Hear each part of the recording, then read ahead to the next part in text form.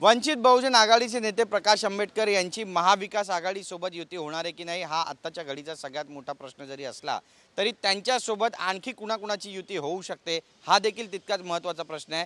प्रकाश शेंडगे माजी आमदार आहेत आपल्यासोबत, आपण त्यांच्याशी थेट बातचीत करणार आहोत। ओबीसीचे नेते आहेत आणि आपण त्यांनाच विचारणार आहोत, तुमचा पण पक्ष आहे, स्वतंत्र पक्षाची तुम्ही स्थापना केलेली आहे, त्यामुळे त्या दिवशी तुमची बैठक झाली 2 दिवसांपूर्वी, काय नेमकं या बैठकीमध्ये घडलं आणि प्रकाश आंबेडकर यांना आज देखील कुठलीही माहिती देण्यात आलेली नाही आहे महाविकास आघाडीकडून बैठक रद्द झाली आहे याबद्दलची, त्यामुळे भविष्यात महाविकास आघाडीमध्ये प्रकाश आंबेडकर जातील असं तुम्हाला वाटतं आणि तुम्ही सुद्धा बैठक त्यांच्यासोबत केलेली आहे, काय नेमकं म्हणायचं आहे? कसं आहे की या महाराष्ट्रामध्ये पहिल्यांदा समाजनिहाय मतदानांचं ध्रुवीकरण होताना पहिल्यांदा पाहतोय। कारण एकीकडे मराठा आणि ओबीसी हा जो वाद निर्माण झाला, ओबीसीच्या आरक्षणाचा अक्षरशः धिंडवडं निघालं, त्यामध्ये या महाराष्ट्रातला ओबीसी भटकेविमुक्त आणि दलित समाज जो आहे तो फार दुःखी आणि कष्टी झाला। किंवा ज्या प्रस्थापित समाजाला आम्ही इतकी वर्ष आम्ही त्यांना मतदान देऊन त्यांना सत्तेत बसवलं, त्यांच्याकडून आमच्या लेकराबाळांचं हक्काचं आरक्षण जे आहे ते हिसकावून घेण्याचा प्रकार जो झाला आणि त्याच्यामुळं चिडून जाऊन या महाराष्ट्रातील या समाजांच्या उमेदवारांना कुठेतरी आता सत्तेमध्ये सहभागी होण्यासाठी म्हणून नवीन पक्षाची स्थापना जी आहे ती आम्हाला करावी लागली। कारण शेवटी आरक्षणाची लढाई ही शेवटी सत्तेतूनच आम्हाला लढावी लागण्याची पाळी आमच्यावर आलेली आहे आणि म्हणून ह्या ओबीसी आणि भटक्यामुळे नवीन पक्ष जो आहे ओबीसी बहुजन पार्टी नावाने आम्ही स्थापन केलेला आहे। आमचा रीतसर आमचं नोंदणी अर्ज आम्ही निवडणूक आयोगाकडे आम्ही दिलेला आहे, आमची स्क्रुटिनी चालू आहे। आता ही निवडणूक जी आहे या ठिकाणी आरक्षणवादी जे आहे, जे पक्ष जे आहे, जे मतदान जे आहे त्याचं एकत्रीकरण केलं तर मग आता या महाराष्ट्रामध्ये फार मोठी राजकीय क्रांती या ठिकाणी होऊ शकते। इकडे ओबीसी भटकेविमुक्तांची 60% मतदान, दलित जी वोट बँक आहे ती पण जवळपास 20% वोट बँक आहे। ह्या दोन्ही वोट बँक ज्या आहेत त्या वोट बँक जर एकत्र केल्या तर मात्र या महाराष्ट्रामध्ये फार मोठा विषय जो होऊ शकतोय। आणि आमच्या ज्या सभा झाल्या आंबेडकरांसोबत आमच्याजवळ 5-6 मोठ्या लाखाच्या सभा झाल्या, त्याच्यामध्ये जी भूमिका मांडली गेली की कुठल्याही परिस्थितीत ओबीसीच्या आरक्षणाचं ताट वेगळं आहे आणि मराठा समाजाचं ताट वेगळं आहे, ही भूमिका स्वतः आंबेडकर साहेबांनी मांडलेली आहे। आम्ही स्वतः त्या भूमिकेचं त्यांचं स्वागत केलेलं आहे। त्यात दुसऱ्या आणखीन एक महत्त्वाची भूमिका अशी मांडली की या पुढच्या निवडणुकांमध्ये ज्या निवडणुका आता लोकसभा आणि ज्या विधानसभा आहेत त्याच्यामध्ये आरक्षणवाद्यांनी आता आरक्षणवाद्यालाच मतदान द्यायचं, ही सुद्धा भूमिका जी आहे प्रकाश आंबेडकर साहेबांनी घेतलेली आहे, आम्ही सुद्धा घेतली आहे।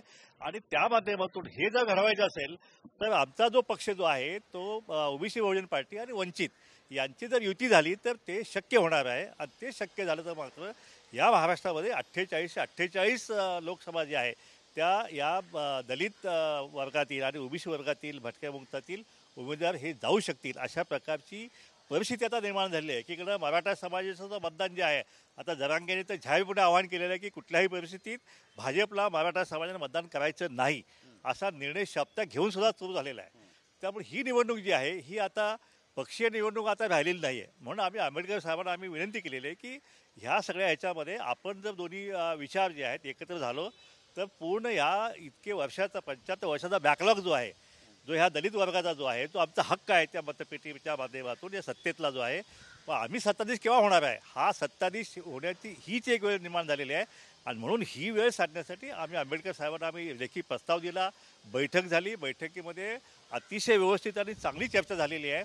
पहिली बैठक आमची पार पडली, दुसरी बैठक आमची येत्या आठवड्यामध्ये आमची बैठक होणार आहे। आमचे 20 उमेदवार जे आहेत आम्ही तयार केलेले आहेत, परंतु आमची बैठक एकदा झाल्यानंतर मग आम्ही आमचे उमेदवार जे आहेत आम्ही एकत्रितपणे डिक्लेअर करू। सांगितलेलं आहे की प्रकाश आंबेडकर जे आहे ते महाविकास आघाडीसोबत जाणार नाही, ते तुमच्यासोबत युती करतील, तुम्हाला असं वारंवार का वाटतं? नाही, कसं आहे की शेवटी महाविकास आघाडीसोबत जो काय त्यांचा विषय चालू आहे तो आपण सगळ्यांनी पाहिलेला आहे। अजूनपर्यंत त्यांचं कशात काय झालं, अजून काय झालेलं कुणाला काय हे होत नाही, कारण अजून काय झालेच नाही। पण दुसरीकडे निवडणूक समोर आलेली आहे, ओबीसी आणि भटक्यामुक्तांनी मत ठरवलेलं आहे कुठल्या परिस्थितीत यावेळी मराठा समाजाला आम्ही मतदान करणार नाही म्हणजे नाही, आणि म्हणून त्यांना पर्याय देण्यासाठी म्हणून आम्ही हा ओबीसी नवीन पक्ष आम्ही काढला आहे। त्यात वंचित जर सोबत आलं तर सोने पे सुहागा होणार आहे, दुधात साखर होणार आहे। आणि म्हणून ही इतक्या वर्षानुवर्षाची इच्छा जी आहे दलित समाजाची आहे ती त्या माध्यमातून पूर्ण होऊ शकते अशा प्रकारची भावना ओबीसीमध्ये झालेली आहे, दलितांच्यामध्ये झालेली आहे, भटक्यांमध्ये झालेली आहे. आणि ही युती व्हावी अशी सगळ्याच या आरक्षणवादी सगळ्या समाज घटकाची झालेली आहे. नक्की. तुम्ही आज पत्रकार परिषद घेतली. या पत्रकार परिषदेत तुम्ही बरेच मुद्दे उपस्थित केले. एक तर निधी वाटपामध्ये सरकार कोताही करते, सरकार ओबीसींवरती अन्याय करते असा तुमचा थेट आरोप आहे. हे कसं आहे की नुसत्या ह्याच्यामध्ये बजेटमध्ये फक्त घोषणा करायच्या आणि निधी मात्र काय द्यायचे नाही. ह्या बजेटमध्ये ते झालेलं आहे. या बजेटमध्ये सुद्धा ओबीसीच्या वाट्याला काहीसुद्धा आलेलं नाही आहे. एकीकडे मराठा समाजानं जवळ 18,000 कोटी रुपये ह्या वर्षामध्ये दिले, जवळजवळ 70,000 त्यांच्या युवकांना 15 लाख रुपये दिले. पण ओबीसीनं काय दिलं? काही दिलेलं नाही आहे काय. त्यामुळं हा विषय जो आहे हा विषय तर आहेच, पण आता आचारसंहिता जवळ आलेली आहे. ओबीसीसाठी हाय हे सरकार काही करणार आहे की नाही आहे. एकीकडे 10% जे आरक्षण दिले गेलं त्याचं आम्ही समर्थन केलं, आम्ही अभिनंदन केलं. दुसरीकडे कुणबीकरण थांबवायची आम्ही मागणी केली, ते थांबवलं जात नाही आहे. उलट कुणबीकरण जास्तीत जास्त कसं होईल असे जी आर सरकार काढत आहे. त्यामुळं हा ओबीसी समाज जो आहे हा ओबीसी समाज या सरकारवरती फार संतप्त झालेला आहे. एकीकडे 10% तुम्ही देत आहे, दुसरीकडे कुणबीकरण देत आहे. म्हणजे ह्या ओबीसीचं आरक्षण हे कसं टिकवणार सरकार? एकीकडे सांगते आम्ही धक्का लावणार नाही आहे, पण एकीकडे हे कुणबीकरण सुरू आहे. आणि त्याच्या विरोधातच ह्या ओबीसी समाज जो आहे तो आता ह्या आरक्षणाची लढाई आता मतपेटीतून लढल्याशिवाय राहणार नाही. आमची मागणी आहे सरकारकडे. आता आचारसंहिता होत आहे. आचारसंहितेच्या आधी निदान एक तरी निर्णय जो आहे की जातनिहाय जनगणना निर्णय आपण करावा, तरच तुम्हाला जो आहे या निवडणुकीमध्ये ओबीसी आणि भटक्यामुक्तांना मतदान मागण्याचा अधिकार राहील.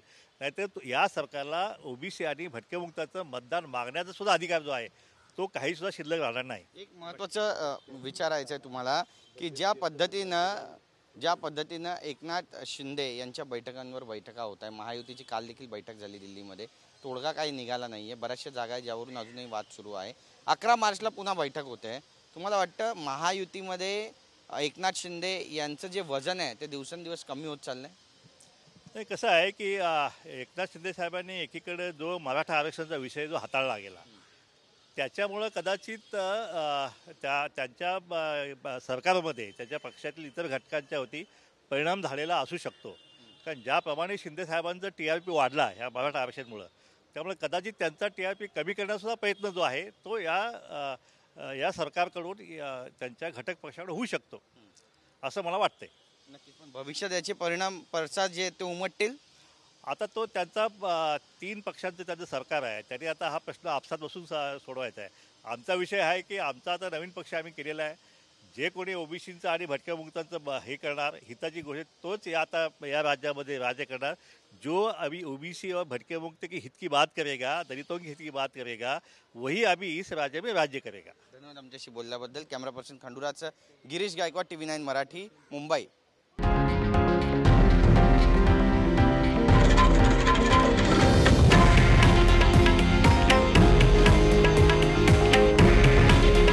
हे आहे देशातील नंबर 1 न्यूज नेटवर्क आणि आपण पाहत आहात TV9 मराठी. काळजी तुमची, हित महाराष्ट्राचं.